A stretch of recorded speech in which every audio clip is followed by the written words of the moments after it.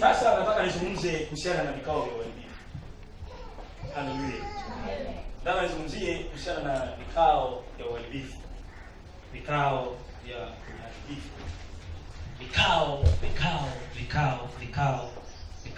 vya uharibifu. Unapozungumzia vikao, ni mikutano ya wanadamu wanakutana ili kuamua jambo liwe kwa wema au kwa ubaya. Wanakutana ili waamue jambo liwe kwa wema ama kwa nini kwa ubaya. Hawa wanadamu wanakutana, wanaamua jambo iwe kwa wema ama kwa ubaya, lakini ni kikao. Kikao kinaweza kikaamua jambo baya, lakini kimekaliwa kikao. Kikao kinaweza kukaa kikaamua jambo jema, lakini kimekaa kikao. Bwana Yesu asifiwe. Kwa hiyo kikao kinapokaa, maana yake kuna jambo ambalo linajadiliwa ili lipite. Kwa hiyo linaweza likaamliwa jambo baya, lakini pia linaweza likaamliwa jambo lililo jema, lakini hili jambo limejadiliwa. Wamekaa watu mahali wamelijadili, wamekaa watu mahali wamelidiscuss. Bwana Yesu asifiwe. Bwana Yesu apewe sifa. Kwa hiyo jambo lolote linapoelekea kupitishwa kwenda mahali fulani, manake kuna kikao kilikaa, wakakubaliana hawa watu kwamba na sasa tumfanye mtu kwa sura yetu na kwa mfano wetu. Walikaa Mungu Baba, Mungu Mwana na Roho Mtakatifu, wakasema tumfanye mtu kwa sura yetu na kwa mfano wetu. Naona? Lakini pia kuna vikao ambavyo vinakaa ni vikao vya uharibifu. Hivi vikao kusudi lake ni kuharibu. Haleluya. Bwana Yesu asifiwe. Kuna aina tatu za vikao. Kasema hapa, alafu nataka nishuke sasa ili nikwambie. Kuna vikao vya mbinguni, vikao vya wanadamu na vikao vya kishetani. Kuna vikao ambavyo vinafanyika mbinguni. Kuna vikao vya kibinadamu, vya wanadamu kabisa, alafu kuna vikao vya mbinguni. Vikao vya mbinguni hivi vinahusisha Utatu Mtakatifu. Kule mbinguni hivi vikao vinakuwa kati ya Mungu Baba, Mungu Mwana na Mungu Roho Mtakatifu. Mungu Baba akiwa kiongozi mwenyewe, Mungu Mwana pamoja na Mungu Roho Mtakatifu. Vinakaa kule mbinguni. Lakini pia kinaweza kuwa kikao baina ya malaika watakatifu pia. Malaika watakatifu kwa ajili ya utekelezaji wa majukumu ya ufalme. Kwa hiyo kikao kinakaa kwa ajili ya utekelezaji wa ufalme, wanakaa malaika watakatifu. Lakini pia ukiangalia, Mungu aliwahi kukaa kikao ili kuchafua usemi, kuwachafulia watu usemi, wale waliokusudia kujenga mnara wa Babeli. Aliwahi kukaa kikao. Kitabu cha Mwanzo sura ya 11 mstari wa 5 hadi wa 7. Naona katika Mwanzo sura ya 11 mstari wa 5 hadi wa 7.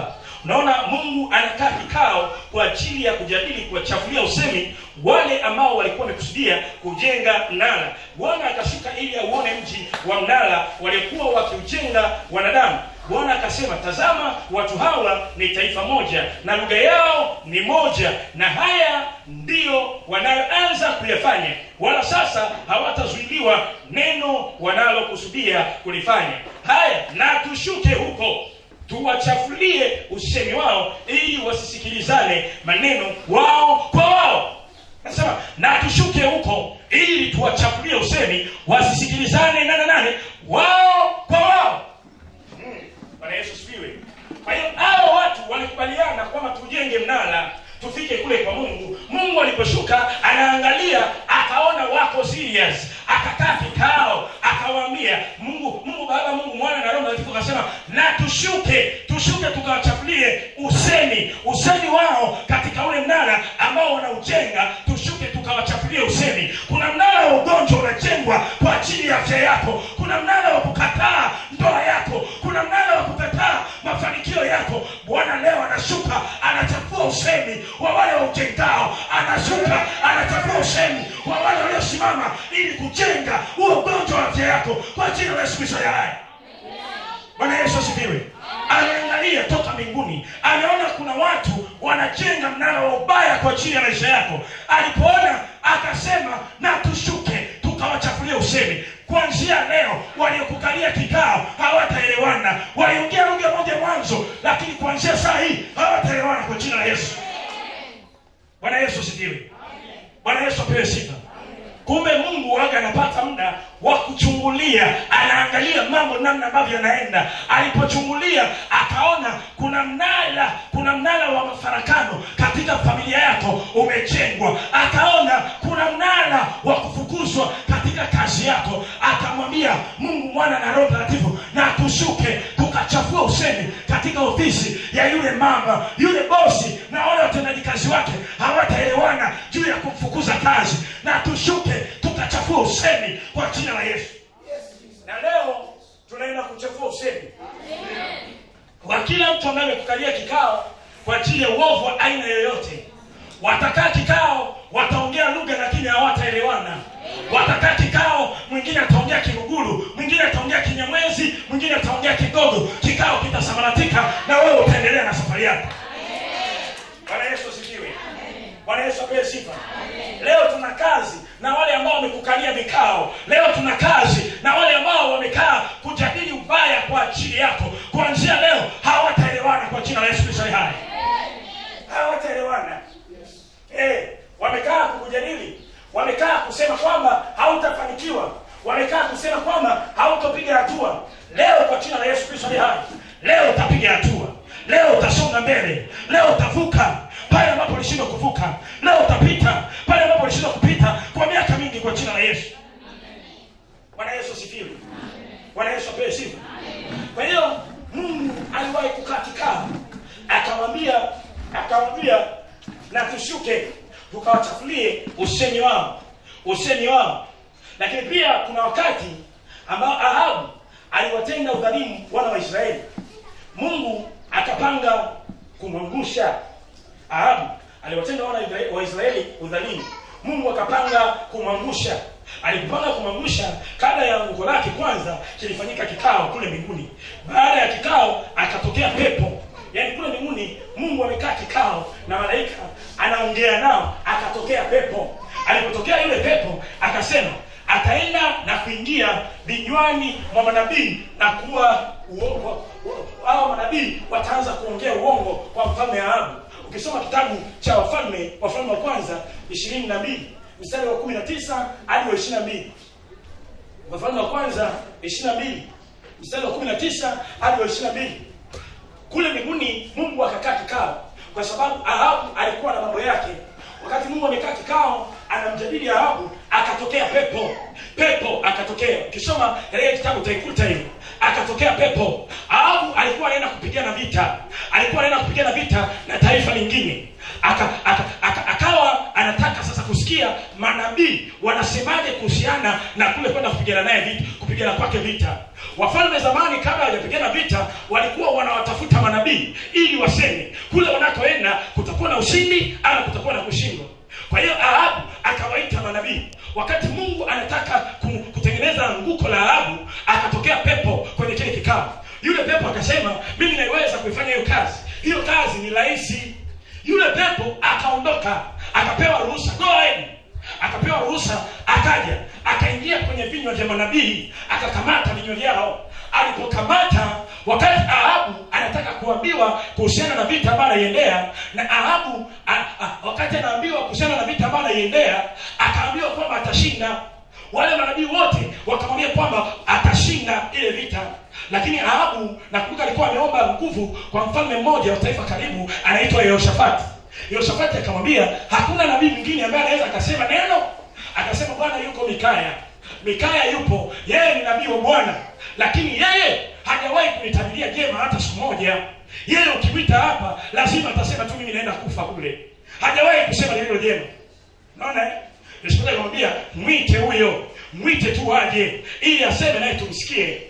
Mikaya alipofika pale, kwa sababu yule pepo alikuwa amekamata vinywa vya manabii, alipofika pale wakati anaulizwa kuhusiana na hiyo vita, Mikaya anasema mfalme, hii vita unaenda kushinda. Unaona unaenda kufanyaje? Unaenda kushinda. Ahabu anasema wewe ni muongo. Hujawahi kunitabiria jema hata siku moja. Iweje leo unaniambia naenda kushinda? Sema ukweli. Unaona? Mikaya akamwambia, unataka ukweli? Baba, hii vita unaenda kufa. Bwana Yesu asifiwe. Soma hiyo kitabu cha Wafalme utakuta hiyo habari. Akamwambia mzee, unaenda kufa. hii vita unaenda kufa. Naona mfalme akasema, si unaona nilikwambia huyu mtu atamiliki mema kuhusiana na mimi kama ataweka ndani huyu.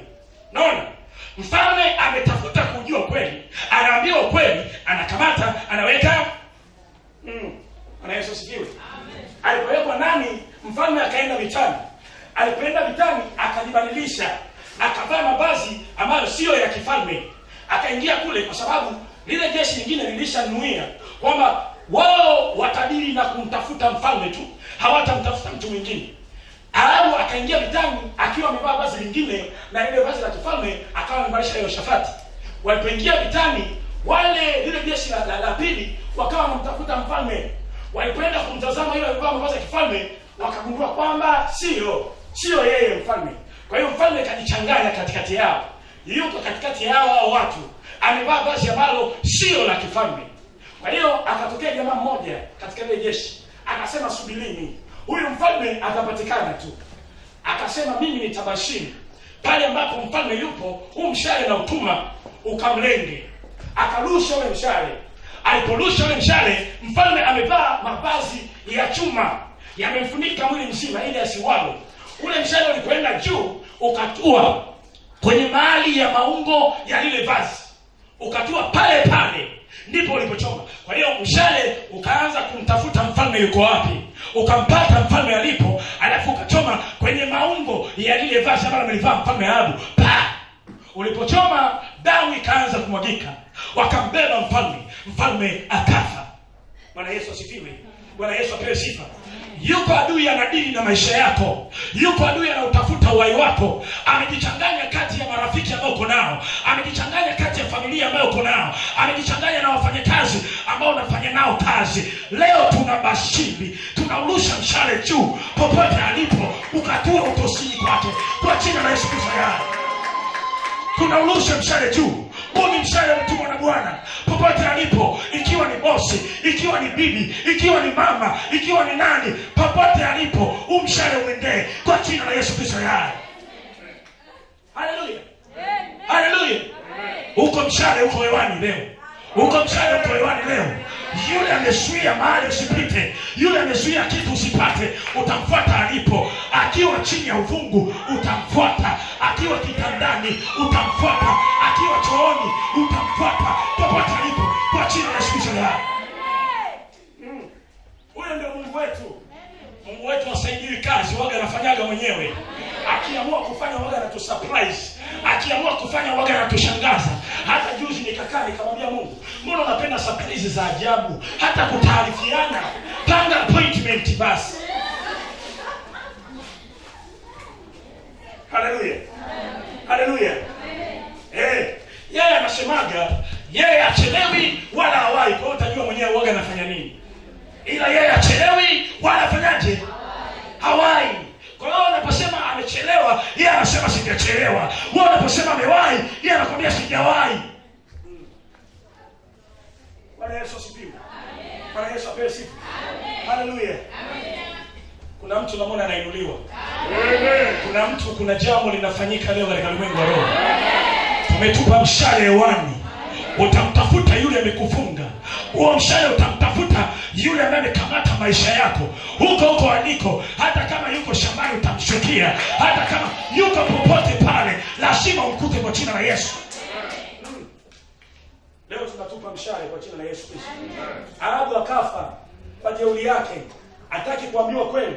Kaambiwa kweli akaenda kutafuta kifo. Ukiambiwa kweli ukikataa unatafuta mauti.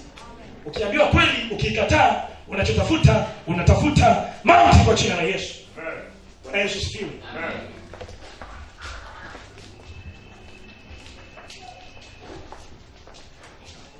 Najua ili vita yoyote ipiganwe ni lazima kuwe na kikao.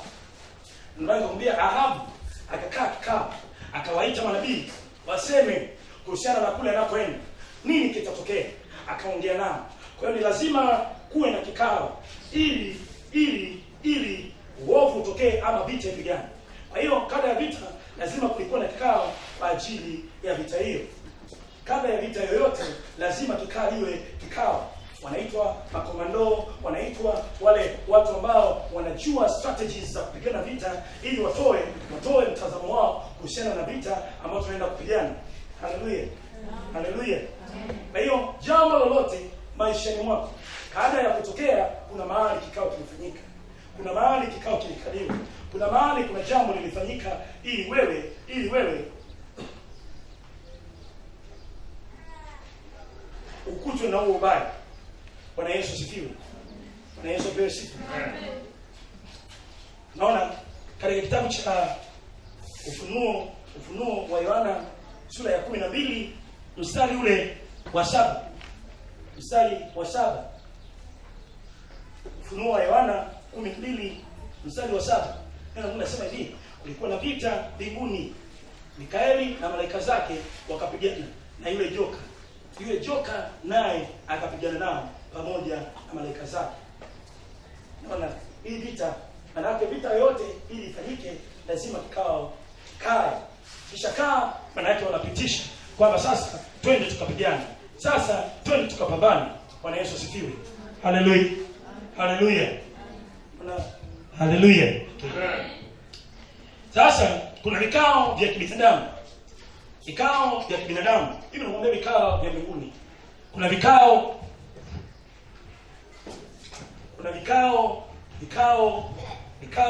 vya kibinadamu. Hivi vikao vinakaliwa na wanadamu kabisa. Hivi hufanyika kulingana na taratibu za kitaifa, mashirika, mikoa, familia au koo.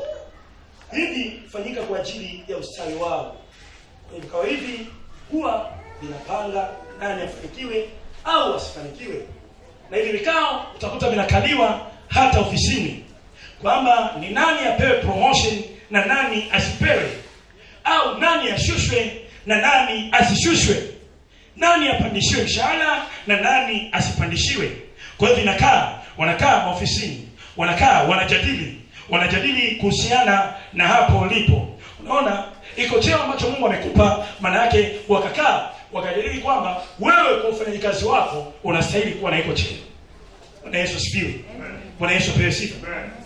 Sasa hivi ni vikao vya kibinadamu, lakini pia wanaweza kuweka mikakati ili kumondoa mtu kwenye nafasi yake ili waingie wao. Wanaweza kukaa ili kuondoa wewe katika nafasi ili waingie wao. Hivi vikao vinaweza kumpa mtu kitu asichostahili. Matokeo ya vikao hivi kwa desturi huwa ni mtu mmoja akalia na mwingine akacheka. Yaani vikao hivi kaliwa lazima mmoja vinamkuta akalia na mwingine akacheka. Lakini kimekaliwa kikao mahali.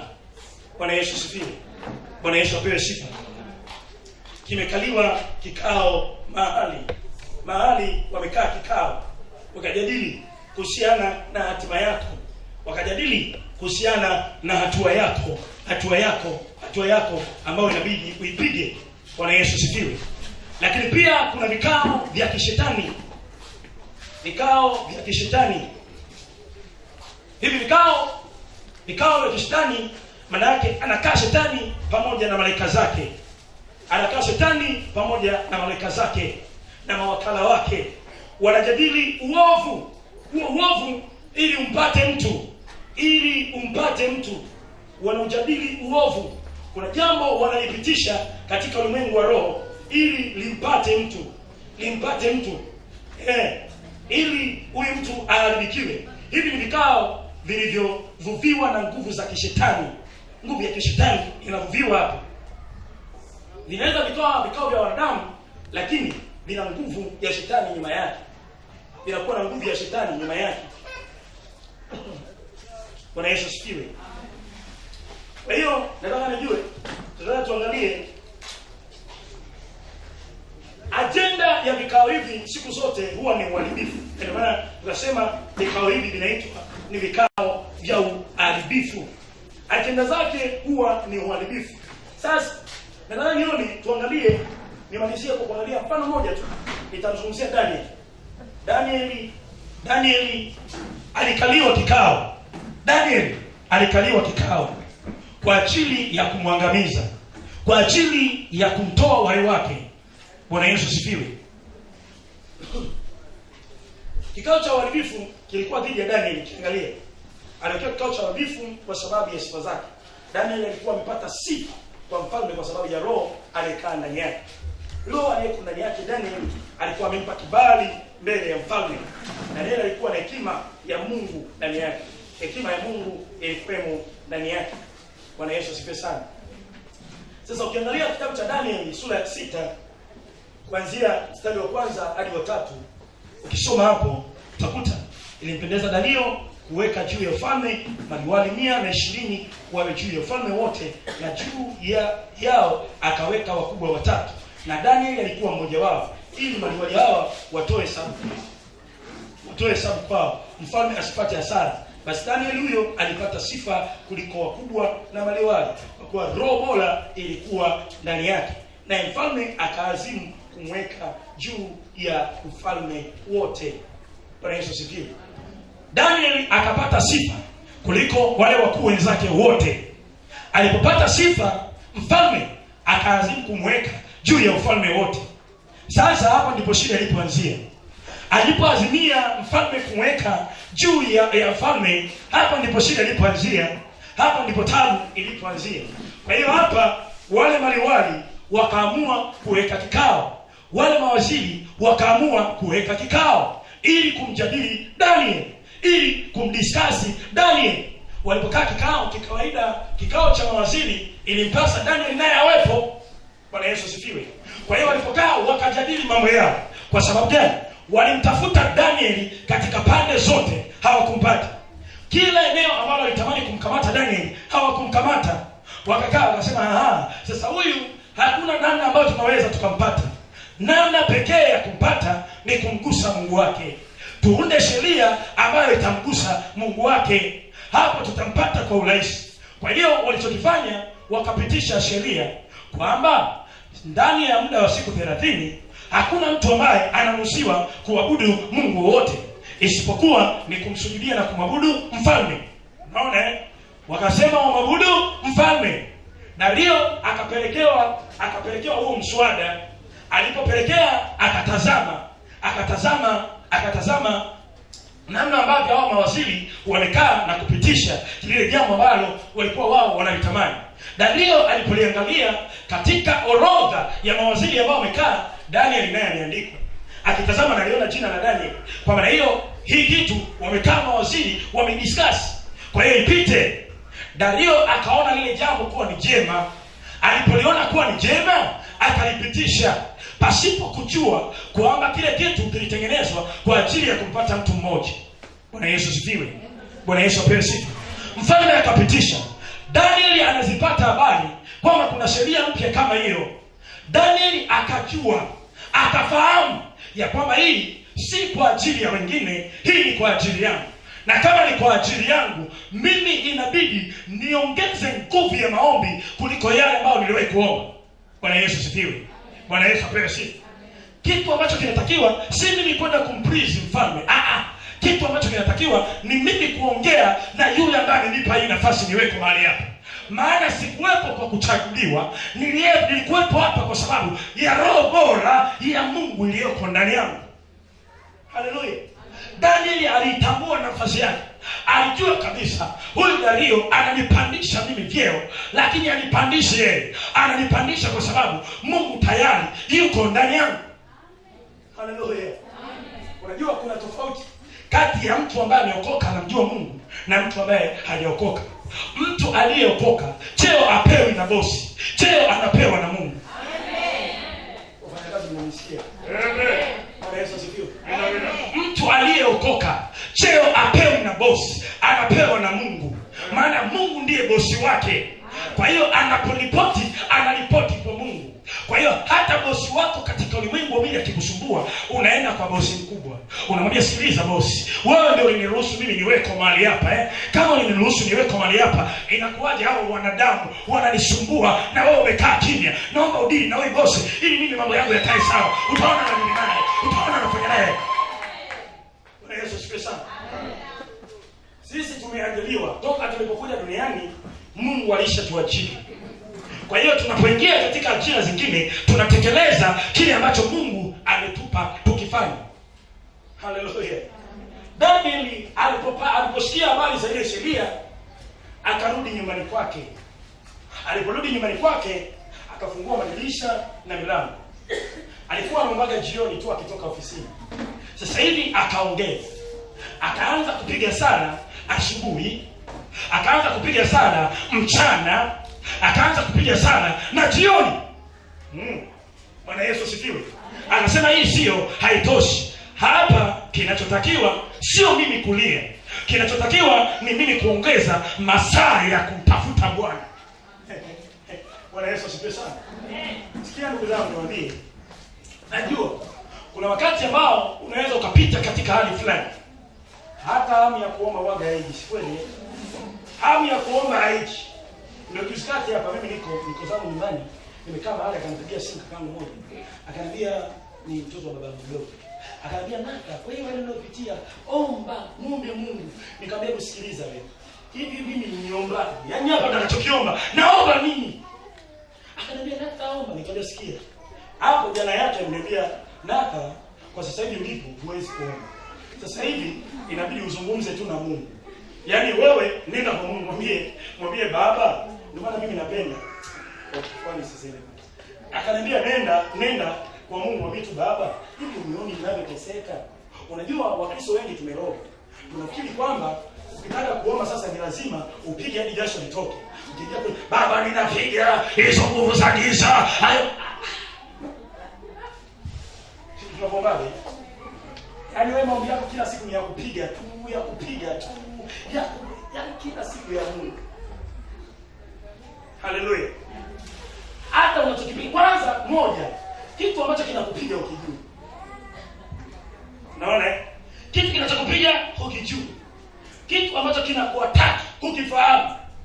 Ndio maana utaomba leo napiga, alafu kesho utaibuka tena napiga, alafu unajikuta mambo ya msingi katika maisha yako yaombee. Bwana Yesu asifiwe.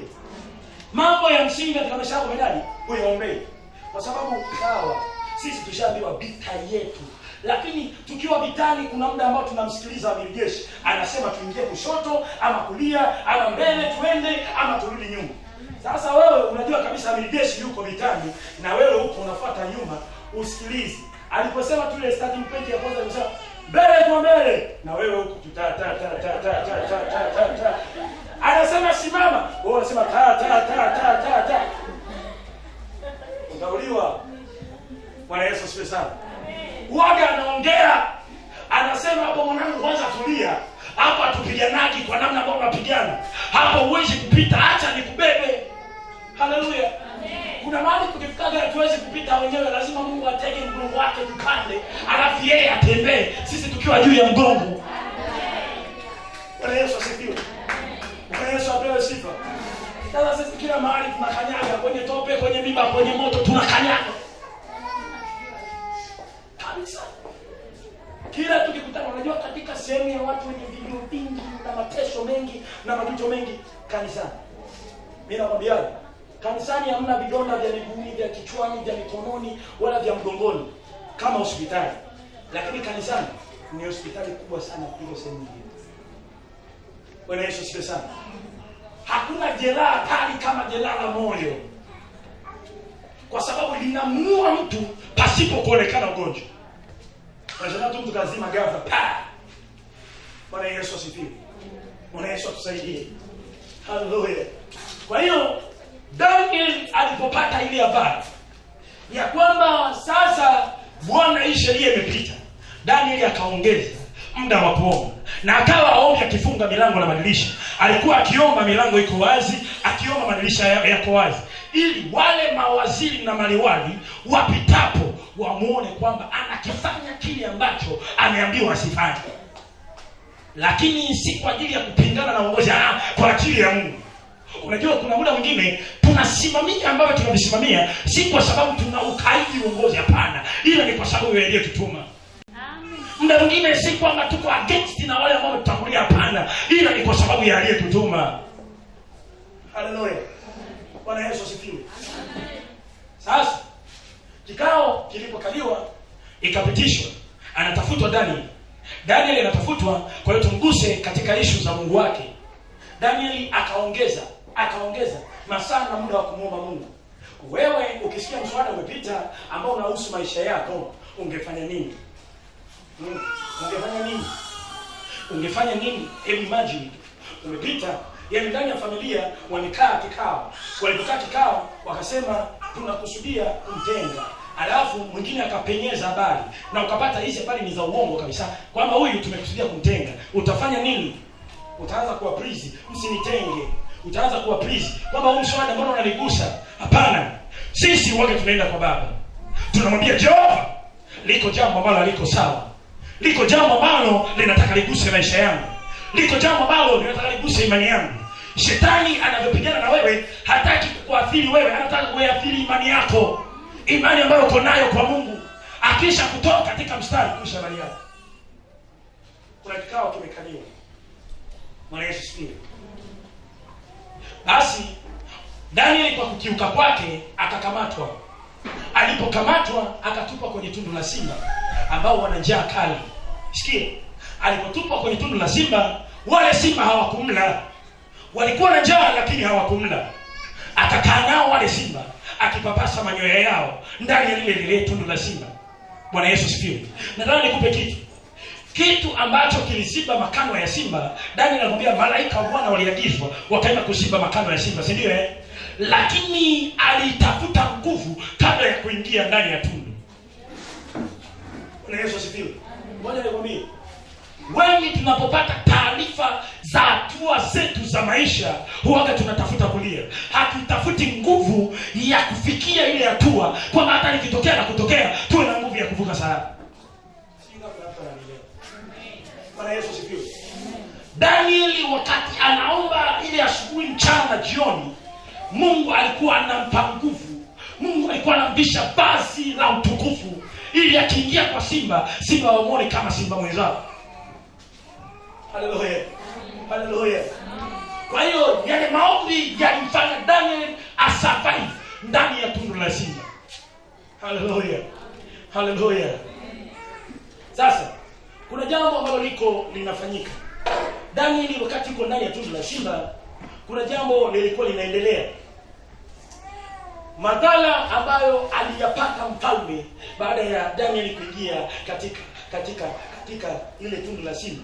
Kwa sababu moja, mfalme alifanya kitu ambacho amedanganywa pasipo kujua kwamba kinamtafuta Daniel. Bwana Yesu asifiwe. Kwa hiyo alidanganywa. Kwa hiyo mtu aliyedanganywa kuhusiana na hukumu yako, baada ya wewe kuhukumiwa, huaga baki salama. Bwana Yesu asifiwe. Cha kwanza, alikosa usingizi. Mfalme hakulala ule usiku, alikosa usingizi. Cha pili, ilimpasa kufunga mfungo wa lazima, yani hakuna kula. Alifunga kwa lazima. Alikosa usingizi. Biblia ndio inasema, sio mimi. Lakini pia hakustarehe wala hakuwa na furaha. Haya ndio mambo matatu ambayo alimkuta. Ukisoma kitabu cha Danieli sura 6 mstari wa 18 hadi 22, utaona pale. Hakulala kwa sababu alidanganywa, akakosa usingizi. Lakini baadaye ilikuja kutoka hukumu kwa wale wajumbe ambao walisababisha Danieli kuingia katika tundu la simba, baada ya mfalme kwenda asubuhi na kumkuta Danieli yuko hai bado. Wale ambao walisababisha Danieli atumbukie katika lile tundu la simba wakakamatwa wao. Walipokamatwa wao, wakakamatwa na wake zao, wakakamatwa na watoto wao, na kila mtu aliyeko ndani ya nyumba yao, wakatupa wao kwenye tundu la simba. Ndio maana mimi napenda nimeona hapa amesema hapa dangu Eliza kwamba kama mwezi mmoja hivi husband naye anaweza akatokea mahali hapa. Si ndio Sio kama mwezi mmoja. Unajua nini? Ngoja niwaambie wapendwa. Kule ulikomwacha hujui anafanya nini. Atakachokifanya utakamata yeye, utakamata na yeye wewe na watoto wako na kila mtu ambaye anaishi nyuma yako, mtatupwa katika tundu la simba. Kwa kosa la mtu ambaye alikaa yeye, wewe mke unakamata. Ushaiko imagine. Ndio maana kuna wakati hata kama unashindwa kusema, sema tu mara moja. Lakini mume wangu Yesu anakupenda. Lakini mke wangu Yesu, ili usiwe na hatia. Bwana Yesu asifiwe. Bwana Yesu apewe sifa. Angalia hao mawaziri walikaa wao, lakini impact ya kile kikao chao inakwenda kuila familia. Wanakamatwa wake zao, wanakamatwa watoto wao, wanakamatwa na kila mtu aliyepo ndani ya nyumba, wanatupa katika tundu la simba. Sikia nikwambie, yule ambaye amechimba shimo kwa ajili yako leo atatumbukia yeye, na hatatumbukia peke yake, atatumbukia na mke wake, atatumbukia na watoto wake, atatumbukia na kila mtu aliyepo ndani ya nyumba yake, kwa sababu ya mateso ambayo anasababisha kwa ajili ya maisha yako. Biblia inasema hivi, achimbaye shimo atatumbukia nini? Na vilingishaye jiwe litamrudia yeye. Leo nasema hivi, hilo shimo ambalo huko, mshukuru Mungu alizibwa makana ya simba. Na kama ni ya simba, manake anataka utoke. Na ndio maana leo anakufungua macho. Anakufungua macho, lakini ukiwa ndani ya tundu la simba anataka utoke. Na ukiisha toka usiwe na huruma. Tumbukiza hao waliokutesa, waingie wao, watumbukie wao, waingie wao, usiwaonee huruma, maana mateso ambayo umeteseka yamefika mwisho wake. Jambo lolote liwe baya ama jema, kutokea kwake kuna kikao kilikaliwa. Kikao kilikaliwa, iwe ni mbinguni, iwe kuzimu ama duniani. Hivyo ulivyo, ubaya wowote ambao unamkuta mtu au wema, kuna kikao kimekaliwa. Kuna kikao kimekaa katika ulimwengu wa roho. Hilo jambo ambalo unalipitia, kuna mahali kikao kimekaa, kuna mahali wamezungumza kuhusiana na hilo jambo. Je, unataka kufahamu? Simama kwa miguu yako.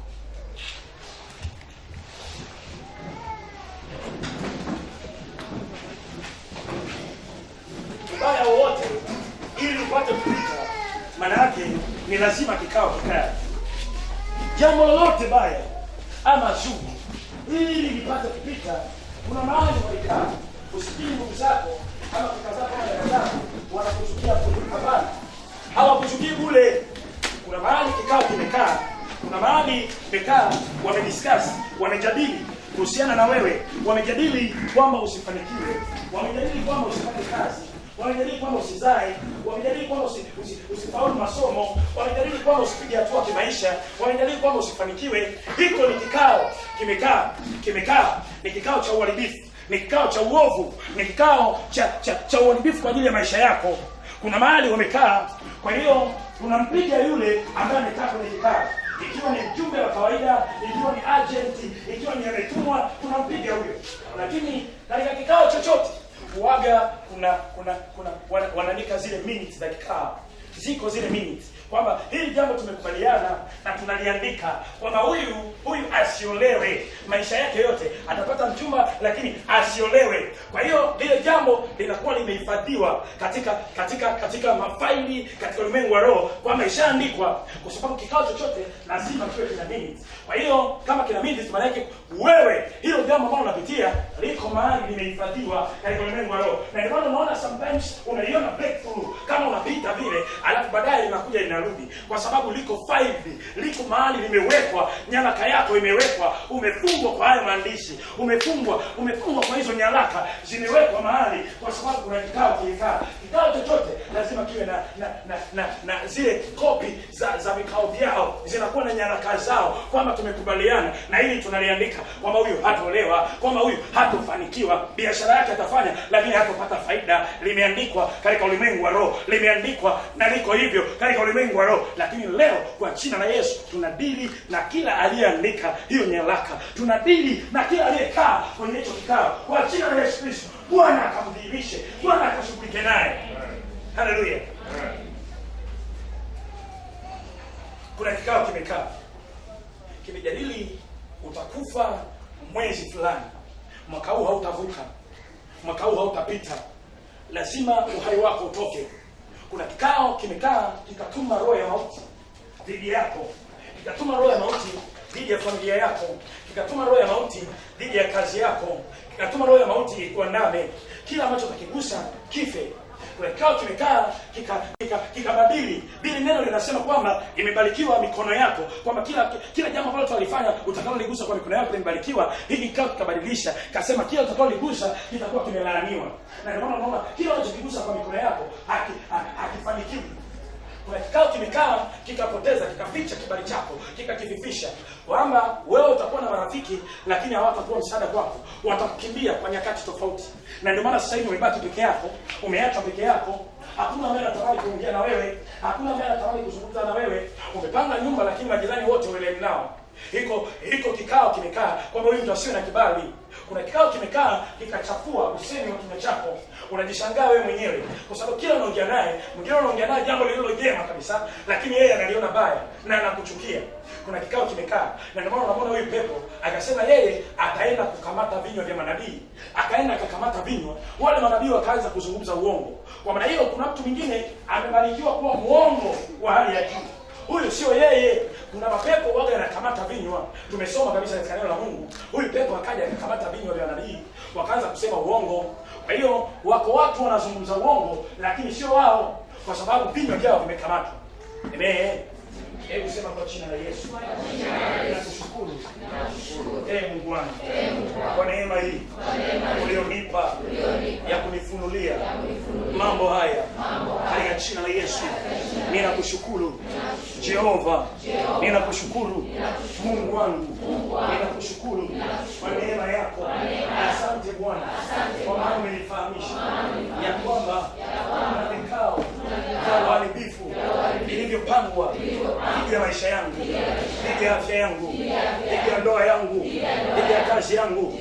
Kila kikao cha uharibifu kilichofanyika, si mimi kwa mimi kujua ama kutokujua, hivyo kikao kitajadili uharibifu dhidi ya maisha yangu. Katika jina la Yesu, katika jina la Yesu ninakiharibu hivyo kikao. Ninawachafulia usemi hao waliokusudia kukutana kujadili kuyahusu maisha yangu, kuyahusu mafanikio yangu. Kwa jina la Yesu, hicho kikao kilichopangwa wiki hii, wiki ijayo, mwezi ujao, mwakani, ili unijadili, ninakifuta kwa jina la Yesu. Ninawachafulia usemi wao wote waliopanga kukutana kwenye hicho kikao ili kujadili uovu dhidi ya maisha yangu. Kwa jina la Yesu, kwa jina la Yesu ninawachafulia usemi, ninawachafulia usemi. Hawataelewana. Kwa jina la Yesu ninazikamata nyaraka zote zilizoandikwa kuyahusu maisha yangu, kuyahusu mafanikio yangu, kuyahusu huduma yangu. Hizo nyaraka ninazichana kwa roho.